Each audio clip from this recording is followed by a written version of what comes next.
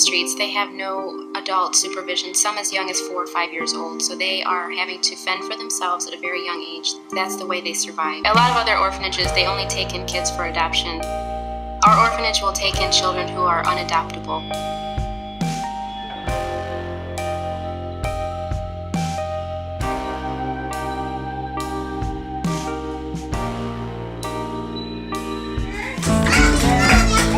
Belated happy birthday once again, and congratulations on your anniversary, right? You're about to celebrate it? Yes, 9th anniversary.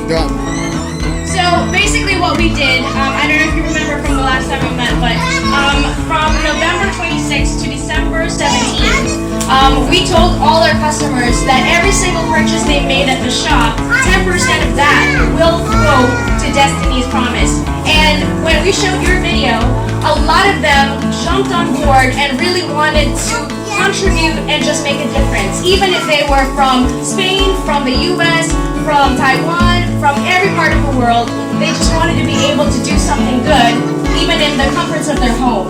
And I believe for something that the internet can allow us to do, this is something that we should take advantage of, because it allows us to not only feel good about helping others, but we actually get to really help people without even having to leave our home.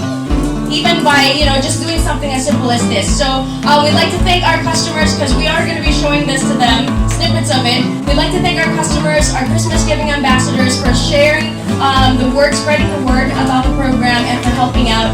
And once again, thanks to the customers, and for all of you watching right now, we'd like to ask if Sherry has a few words. But first, we'd like to add to what we are donating compliments of our customers as well. Just a little bit of help, medical fund. We know that it's important to keep the kids healthy and to make sure that they get their vitamins and to make sure that they are illness-free and disease-free, so that everybody is happy and just able to live life well. So do you have any words to say to our customers who contributed? So thank you guys so much for your help. This year especially, it's been a difficult year for us with our medical situations. We've had at least 5 kids in the hospital for prolonged periods of time, so we really have dipped into our medical fund, so I appreciate this so much.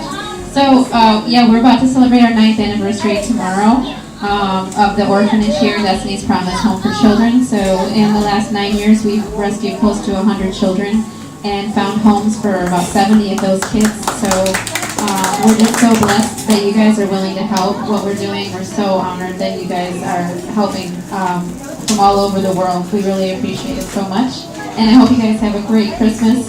Happy New Year. So thank you guys so much. Really appreciate what you did, what you're doing. God bless you. Thank you so much, Sherry, founder of Destiny's Promise Children's Foundation here in Rizal, Philippines. Once again, thank you all to everyone. Kids, maraming salamat! Merry Christmas!